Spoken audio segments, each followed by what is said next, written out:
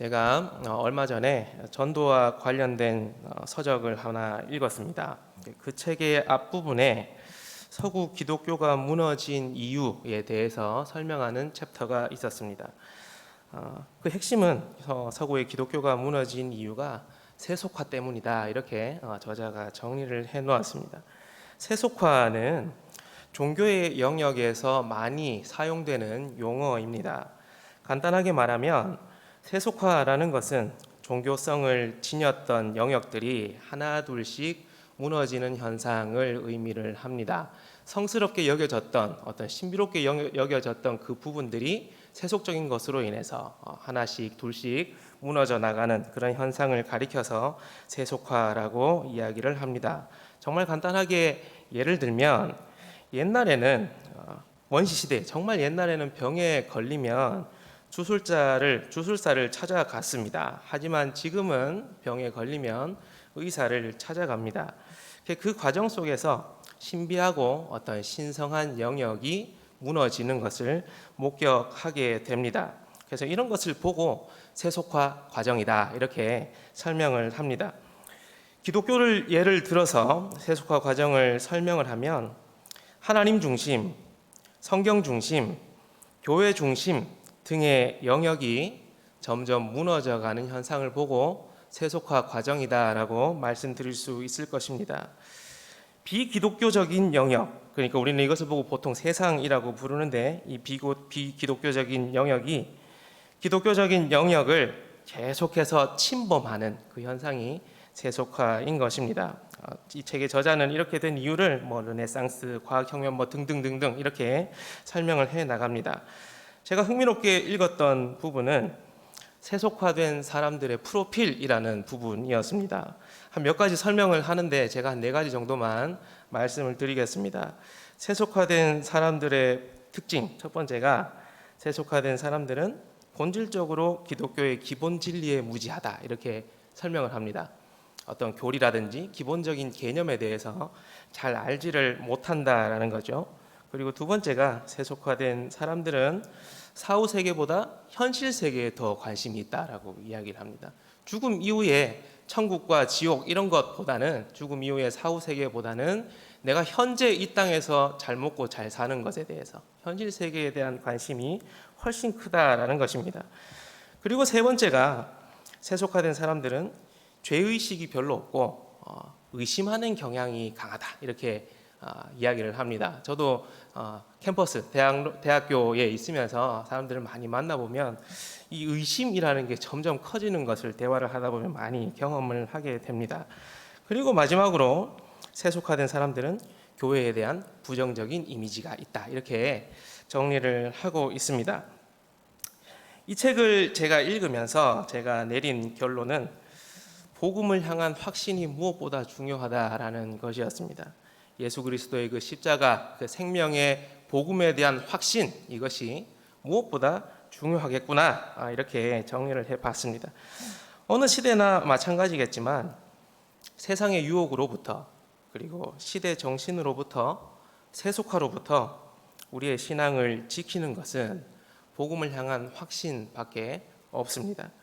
그리고 여기서 한 단계 더 들어가면 우리는 하나님의 말씀인 성경 중심의 신앙, 그리고 성경 중심의 이 신학을 잘 지켜나가야 되겠다라는 생각을 제가 신학교에서 공부하면서 많이 느꼈던 부분이었습니다.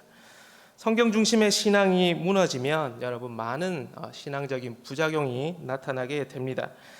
성경 중심의 신앙을 고수하지 않는 어떤 사상, 생각, 신학들이 워낙 많이 있다 보니까 이런 부분들로부터도 우리의 믿음과 우리의 신앙을 잘 지켜나가야 되겠다라는 생각을 하게 됩니다.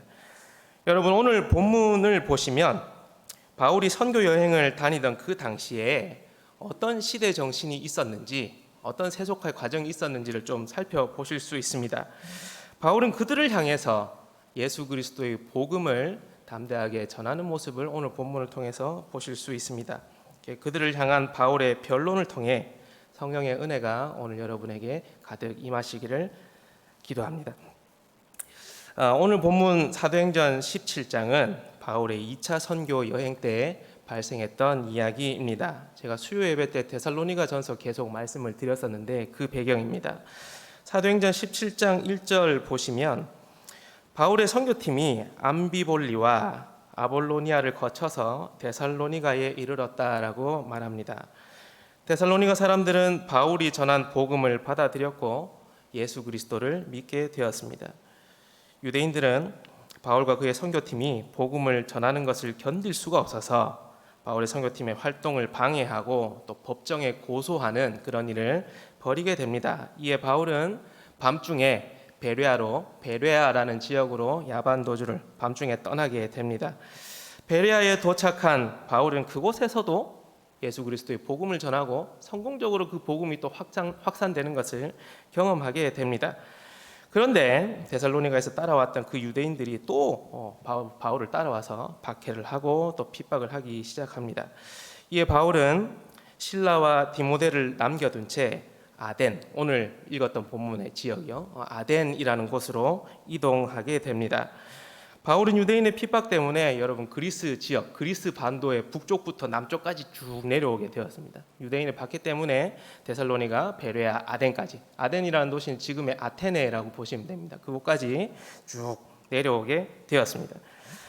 바울이 아덴에 도착해서 목격한 것은 여러분 수많은 우상들이었습니다. 아덴이라는 도시 이름이 지혜와 전쟁의 신 아테나에서 그 이름에서 따온 도시 이름입니다.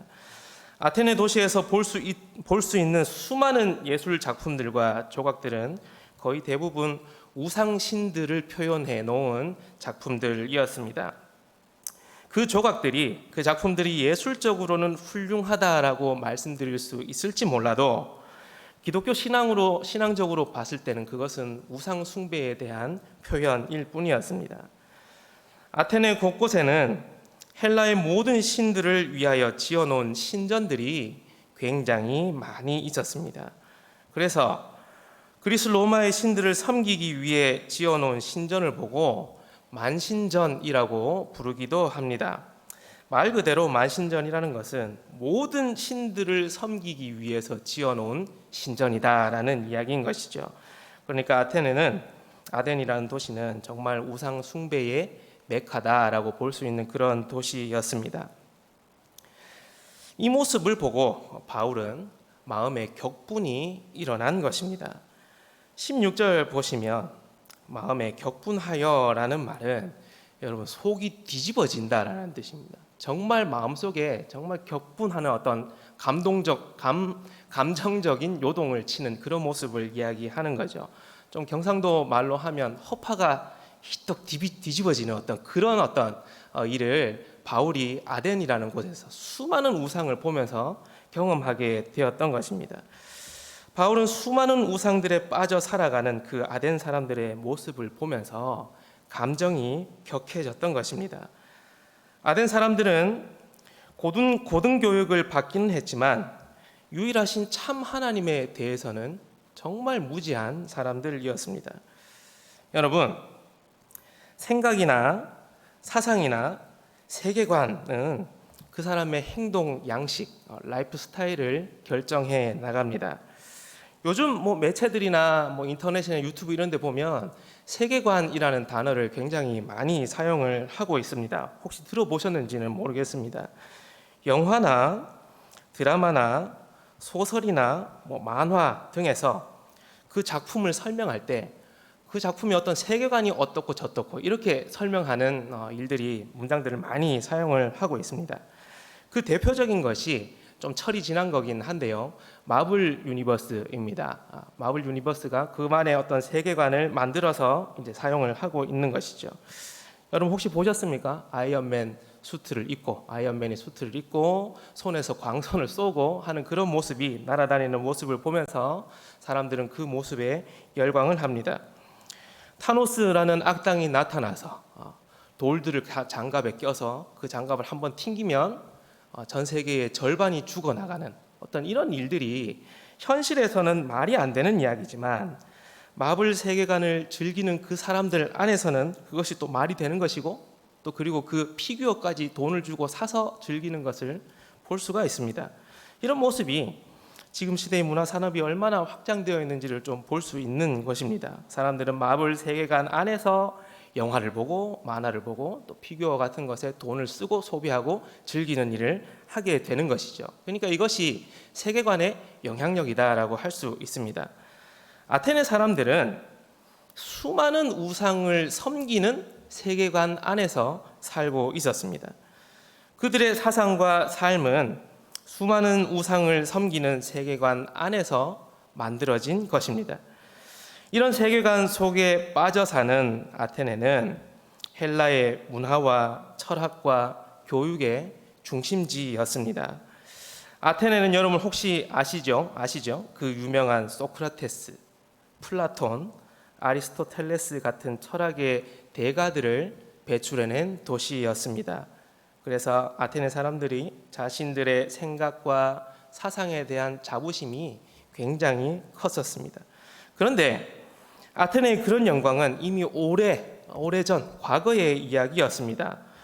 소크라테스가 아테네에서 활동했던 시기는 바울이 지금 아테네 방문하기 벌써 한 400년 전의 이야기였습니다. 바울이 아테네에 도착했을 때 이 아테네는 과거의 영광만을 되뇌이며 변론을 좋아하는 지식인들만 살고 있는 어떤 좀 쇠퇴한 도시였다라고 볼 수 있습니다. 여러분, 이 아덴 사람들이 좋아했던 것이 무엇이었냐 하니까 변론이었습니다. 아덴 사람들이 굉장히 좋아했던 것이 변론이었습니다. 17절을 보시면 바울은 아덴에서 회당에서는 이제 유대인과 경건한 사람들과 변론을 했습니다. 그리고 장터에서는 날마다 만나는 지나가는 사람들과 계속해서 변론하는 모습을 보실 수 있습니다. 18절 보시면 제가 학창 시절에 고등학교 때 배웠던 에피쿠로스, 스토아 이런 이야기가 나오고 있습니다. 이런 사람들을 만납니다. 학교 다닐 때 정말 머리 아프도록 외웠던 기억이 나는데요. 그 사람들 이제 바울은 에피쿠로스와 스토아 철학자들을 만나서 계속해서 변론을 하고 토론을 하는 과정을 진행해 나갑니다. 여러분, 그 사람들 말을 얼마나 잘했을까요? 말을 정말 잘했을 것입니다. 수많은 어떤 책도 읽어보고 지식도 해보고 토론을 하면서 많은 지식을 습득했기 때문에 정말 말을 잘했을 것입니다. 바울은 제가 앞에서 말씀드렸듯이 아덴에 있는 수많은 우상들을 보고 마음이 격분한 상태였습니다. 심한 감정적인 요동이 있었다라는 것이죠. 하지만 바울은 그 감정에 휩쓸리지 않고 아덴 사람들과 대화를 계속해서 이어나갑니다. 여러분은 혹시 누군가와 대화를 하다가 감정이 좀 격해지신 적이 있으십니까?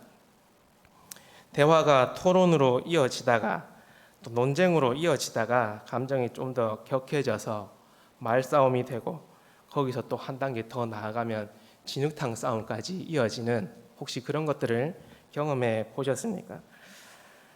이렇게 되면 서로 감정이 상해서 다시는 내가 너랑 말 안 섞을 거다, 너랑 말하지 않을 것이다, 이런 결심을 하게 되죠.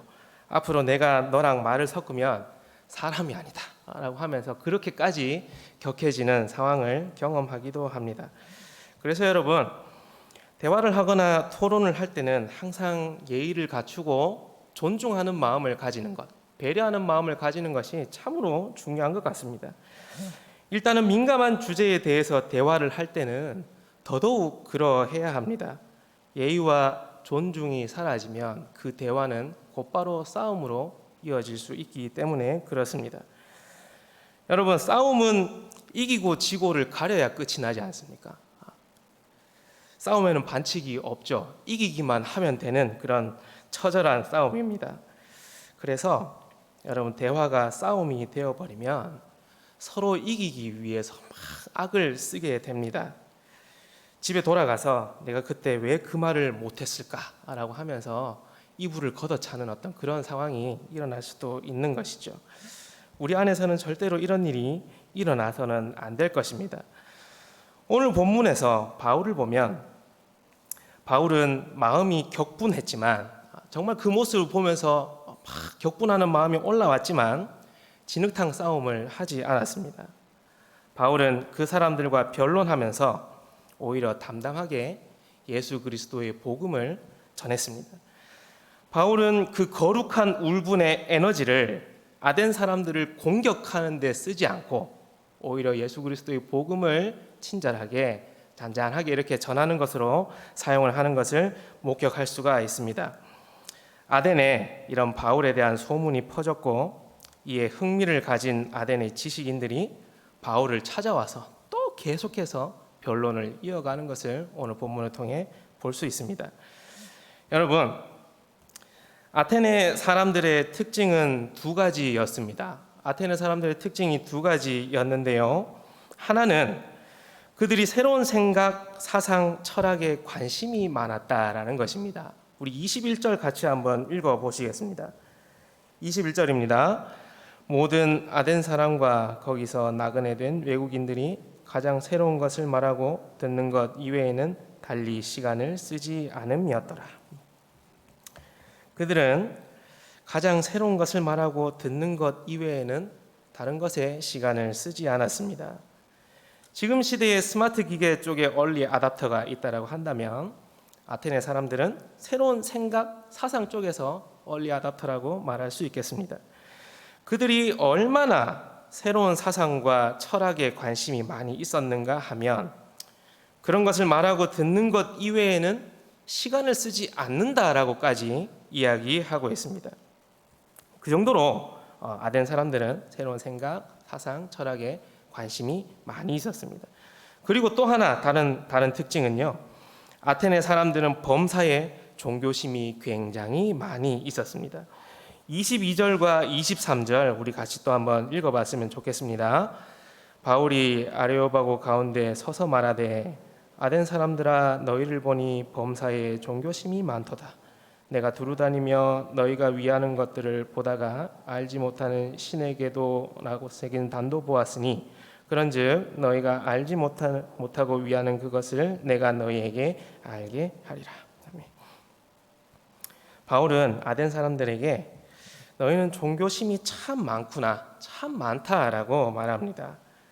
그 종교성이 어디까지인고 하니 그들은 알지 못하는 신을 위해서도 제단을 만들 만큼 엄청난 종교심을 보여주고 있습니다. 만신전을 만든 그들이 종교심이 많은 것은 알겠는데 혹시나 자기들이 알지 못하는 신을 위해서 제단을 만들지까지는 정말 상상도 못할 것이었습니다. 아테네 사람들의 종교성은 우리가 생각하는 것을 훨씬 뛰어넘는 종교심이었다라고 말씀드릴 수 있습니다. 그러니까 아테네 사람들의 특징을 종합해 보면 그들은 새로운 사상과 어떤 철학에 관심이 굉장히 많았고 그리고 그것은 종교성과 깊은 연관이 있었다라는 것을 볼 수 있습니다. 그런데 여러분 문제는 무엇입니까? 그 종교성은 예수 그리스도와는 전혀 상관이 없다라는 겁니다. 유일하신 참 하나님을 알아가는 것, 예수 그리스도의 그 죽음과 부활 이런 것과는 전혀 상관이 없는 종교심이었다라는 것입니다. 이것이 문제인 것이죠. 이에 바울은 다신론과 범신론적인 세계관에 사로잡혀 살고 있는 아덴 사람들에게 기독교 세계관 특강을 하고 있습니다. 너희가 생각하는 그거 아니다. 내가 기독교 세계관 특강을 한번 해줄게 라고 하면서 아덴 사람들에게 말하고 있습니다. 바울의 특강의 핵심 내용은 알지 못하는 신이 아니라 하나님의 구원 계획을 알리는 것이었습니다. 아덴의 지성인들이 가지고 있는 신에 대한 관념이 하나님 앞에서 잘못된 것임을 밝히는 것이 바울이 말하고 있는 이 기독교 세계관 특강, 이 변론의 핵심이었습니다. 바울의 이 기독교 세계관 특강 내용을 살펴보면 이렇습니다. 24절에 우주와 모든 만물을 지으신 하나님은 인간의 손으로 지은 전에 계시지 않는다라는 것을 밝히고 있습니다. 이는 만신전에 있는 우상들과 하나님은 비교할 수조차 없는 그 하나님은 창조주이시고 전지전능하신 분이다라는 것을 딱 밝히고 있습니다. 그리고 25절에는 하나님은 사람의 손으로 섬김을 받는 분이 아니다라고 밝힙니다. 아덴의 신들은 인간의 봉사가 절대적으로 필요했습니다. 그래서 인간의 재물과 희생이 끊임없이 요구되는 그런 종교 생활을 해왔던 것입니다. 그리고 26절에 바울은 하나님께서 인류의 모든 족속을 한 종족으로 만드셨다라고 밝힙니다. 아덴 사람들은 자신들이야말로 인종적으로 가장 우월하다라고 생각하고 살았는데 그것이 아니다라는 것을 또 바울이 밝히고 있습니다. 그리고 28절에는 바울은 인간은 모두 하나님의 소생이다라고 그들에게 알리고 있습니다. 바울이 특강을 통해 아덴의 지성인들이 가지고 있었던 잘못된 신에 대한 개념 세 가지를 깨뜨리고 있습니다. 첫 번째가 하나님은 알 수 없는 분이다.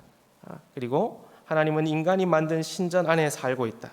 그리고 세 번째가 하나님은 인간 역사에 개입하지 않는다라고 되어 있는 잘못된 그들의 신관을 바울이 하나씩 깨뜨리고 있습니다. 29절부터 바울은 기독교 세계관 이 특강을 요약하며 마무리하고 있습니다. 이제 우리는 하나님의 소생이 되었기 때문에 지금부터는 당신들의 사상과 철학에 변화를 주어야 한다라고 말하고 있습니다. 적극적인 행동, 진짜 적극적으로 변화할 것을 바울이 아덴 사람들에게 밝히고 있는 것이죠. 바울은 아덴의 지성인들이 가지고 있는 하나님에 대한 잘못된 신관념을 바꿀 것을 강력하게 요청하고 있는 것입니다. 하나님을 금이나 은이나 돌에 사람의 기술로 새겨질 수 있는 신으로 섬겨서는 안 된다라는 것입니다.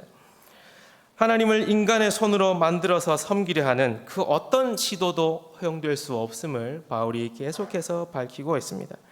이제 여러분 아덴 사람들은 깨달아야 합니다. 30절, 31절 우리 같이 한번 읽어보겠습니다. 알지 못하던 시대에는 하나님이 간과하셨거니와 이제는 어디든지 사람에게 다 명하사 회개하라 하셨으니 이는 정하신 사람으로 하여금 천하를 공의로 심판할 날을 작정하시고 이에 그를 죽은 자 가운데서 다시 살리신 것으로 모든 사람에게 믿을 만한 증거를 주셨음이니라 하니라. 아멘. 이제 아덴 사람들은 자신들이 지금까지 섬겨왔던 우상을 버리고 회개하고 하나님께로 돌아올 일만 남았습니다. 하나님께서는 정하신 사람, 즉 예수 그리스도를 통해 천하를 심판하실 날을 작정하셨습니다. 아테네 사람들의 종교적 세계관에는 심판의 개념이 없었다고 합니다. 그들은 될 수 있으면 많은 신을 섬기는 것을 선호했습니다. 왜냐하면 한 신이 노한다고 해도 다른 신이 노하지 않을 수도 있기 때문에 그런 것이었습니다. 그들의 세계관에서는 복음을 믿지 않는 자에게 임하는 최종적 심판과 같은 그런 개념이 존재하지 않았던 것이죠. 하지만 길이요 진리요 생명이신 예수 그리스도께서는 최후의 심판을 분명히 우리에게 알려주셨습니다. 바울은 지성의 메카인 아덴으로 들어가서 예수 그리스도의 복음을 명확하게 그들에게 전달했습니다. 지성과 철학으로 무장한 아덴 사람들은 바울이 전하는 복음을 들었습니다. 여러분 이제 성령께서 역사할 일만 남았습니다. 바울이 복음을 전했지 않습니까? 이제 사람이 할 수 있는 영역까지는 다 했습니다. 이제 성령이 역사할 일만 남은 것이죠. 바울은 세계관 특강 후에 아덴을 떠났고 늘 그랬듯이 어떤 이들은 복음을 들었고 어떤 이들은 듣지 않는 이 일이 일어나게 됩니다. 여러분 저는 오늘 본문을 보면서 우리 안에서도 이런 일이 일어날 수 있음을 알아야겠다라고 생각해 봤습니다. 지금은 많은 사람들이 대학을 나왔습니다. 많은 사람들이 공부하는 기간이 길어졌고 학사, 석사, 박사까지 많이 공부를 하는 시대입니다. 그리고 새로운 지식과 정보를 접할 수 있는 기회가 정말 많아졌고 또 쉬워졌습니다. 대학에서 전공을 배우다 보면 그에 따라오는 사상과 세계관에 알게 모르게 영향을 받게 됩니다. 그런 것들을 오랜 기간 집중적으로 접하다 보면 그 학문의 사상과 세계관에 깊게 빠져들게 됩니다. 공부를 하는 자세는 정말 좋은 자세입니다. 목회자인 저도 공부하는 습관은 정말 중요하다는 것을 많이 느끼고 있습니다. 그런데 염려되는 부분은 배우고 있는 학문이나 접하고 있는 정보가 우리의 신앙의 체계를 무너뜨리지는 않을까 하는 염려가 저에게 조금씩 들기 시작한다라는 것입니다. 사람들은 공부를 잘했든 못했든 그런 것과는 상관없이 자기가 공부하고 전공한 것에 대한 자부심들을 다 가지고 있습니다. 저도 신학을 먼저 하지 않고 사회학과 신문방송학을 전공을 했는데요. 다른 이런 것 사람들의 이름이나 학자나 어떤 책들을 많이 읽어보지는 않았지만 그런 이야기가 나오면 괜히 좀 알고 싶은 척 하고 싶고 자부심이 생기고 이런 것들을 경험하게 됩니다. 그런데 그 학문에 너무 심취하다 보면, 그 정보에 너무 심취하다 보면 자신의 신앙의 체계를 무너뜨릴 수 있는, 기독교적인 세계관이 망가질 수 있는 그런 기회가 많이 생기더라라는 겁니다. 경계선이 없이 무작정 가다가 길을 잃어버리는 현상이 발생한다라는 것이죠. 제가 대학생 사역을 하면서 이성적으로, 사상적으로, 세계관적으로 기독교와 멀어지는 사람들을 굉장히 많이 목격하게 되었습니다. 참으로 안타까운 일인 것이죠. 그렇다면 여러분, 이성 영역에 있어서, 그리고 논리와 어떤 합리적인 영역에 있어서 우리 그리스도인들이 취해야 할 입장은 무엇이겠습니까? 여러분, 그리스도인의 이성은, 그리스도인의 생각은 하나님의 말씀 아래에 있어야 합니다. 하나님의 말씀이라는 선 아래에 생각과 사상과 철학을 발전시켜 나가야 한다라는 겁니다. 그리스도인의 생각은 성경이라는 경계선 아래에 있어야 하지 그 선을 넘어가서는 안 된다라는 이야기입니다. 이것이 참된 그리스도인의 신앙의 자세일 것입니다. 여러분, 합신에 좋은 전통이 하나 있습니다. 그것이 무엇인가 하면 계시의존 사색이라는 것입니다. 우리의 생각은 성경에 의존해야 한다라는 것입니다. 성경에 기대어서 생각해야 하고 우리의 사상은 성경에 근거해서 발전시켜 나가야 한다라는 좋은 전통이, 신학적 전통이 우리 교단에 있는 것입니다. 학문을 배우다 보면 자신의 지성이 성장하고 있다는 것을 느낄 때가 있습니다. 그리고 어느 지점을 지나면 머리가 트여서 엄청난 발전을 이루어 나가는 것을 그런 것처럼 경험할 때도 있습니다. 이때 우리는 조심해야 합니다. 이성이라는 놈이 우리의 생각과 사상과 세계관을 장악해 나갈 수도 있기 때문에 그렇습니다. 여러분, 인간의 지성은 죄로 인해 타락한 지성이고 오염된 지성입니다. 죄의 가장 기본적인 속성이 자기가 높아지려 하는 교만이지 않습니까? 그래서 지성이 높아지다 보면, 이성이 높아지다 보면 하나님을 이기려고 합니다. 하나님의 말씀을 자꾸 넘어가려고 하는 유혹이 찾아오는 겁니다. 하나님의 자기 계시인 말씀을 무시하려고 하는 것이죠. 여기에서, 이런 지점에서 기독교적인 세계관, 우리의 신앙 체계가 깨지기 시작하는 겁니다. 자신이 학교에서 배운 것들, 그리고 인생을 살면서 경험하고 보고 배운 것들이 하나님의 말씀 위에 있는, 하나님의 말씀보다 더 큰 영향력을 발휘하려고 하는 그 위험에 노출되어서 살아가게 되는 것이죠. 하나님의 말씀과는 전혀 연관성이 없는 어떤 자신만의 궤변을 만들어 살아가게 되는 것입니다. 여러분, 말 잘하는 게 신앙 좋은 게 아니지 않습니까? 소위 말빨이 좋은 게 신앙이 좋은 것이 아니지 않습니까? 그들이 하는 이야기는 성경적인 생각이 아니라, 성경에서 근거한 생각이 아니라 다른 곳에서 습득한 생각, 사상일 확률이 높은 것이죠. 여러분, 이런 식으로 우리가 망가져서는 안 된다라는 것입니다. 사랑하는 동해 성도 여러분, 우리의 생각과 이성은 하나님의 계시 아래에 있어야 합니다. 하나님의 말씀이라는 선을 절대로 넘어가서는 안 될 것입니다. 성경을 모르면 여러분, 성경에 기초한 생각이 없고 선이 없습니다. 제가 주석들을 읽다가 주석가들이 이런 글을 여러 번 써놓더라고요. 우리는 성경에서 이야기하는 것만큼만 생각해야 한다. 더 넘어가서는 안 된다. 우린 여기서 만족해야 된다. 이런 글을 주석들, 여러 자료들을 보면서 많이 읽어본 기억이 나는데 이 말이 무슨 말인지 이제는 조금은 이해할 수 있을 것 같습니다.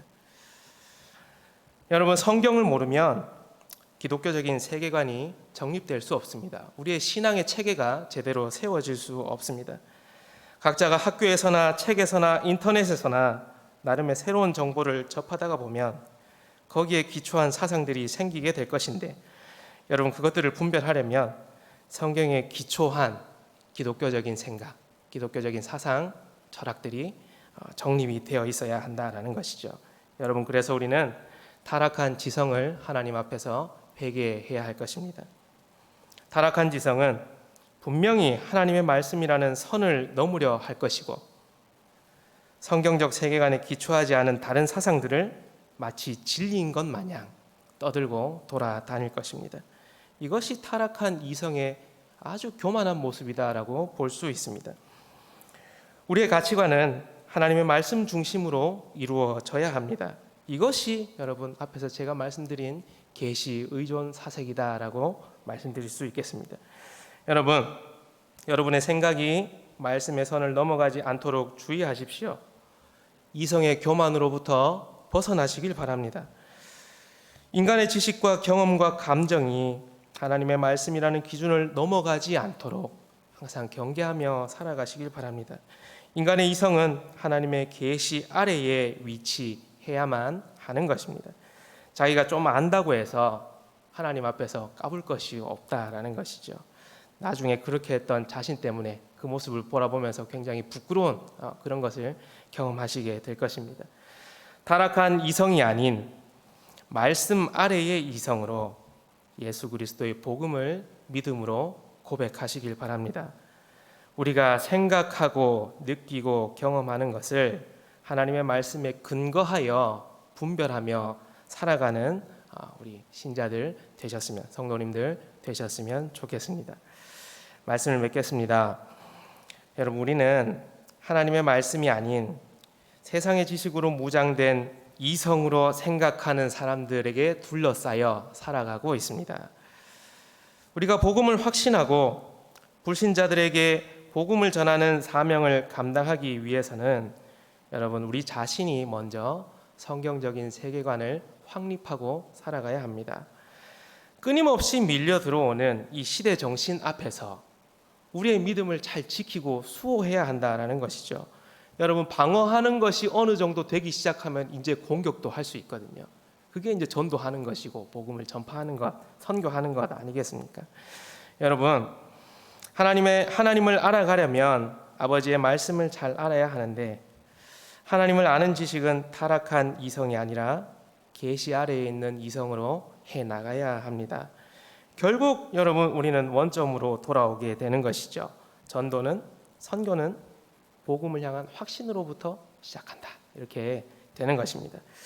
웨스트민스터 신앙고백서 제1장 성경에는 이렇게 고백합니다. 성경은 하나님의 영감으로 말미암아 주어진 것으로 신앙과 생활의 법칙이 된다, 이렇게 말하고 있습니다. 이것이 우리의 신앙 고백이다라는 사실 꼭 기억하시고, 하나님의 말씀 아래에서 생각하고 또 사상을 정립해 나가는, 세계관을 만들어 가시는 우리 동해 성도님들 되셨으면 좋겠습니다. 기도하겠습니다. 하나님 아버지, 감사합니다.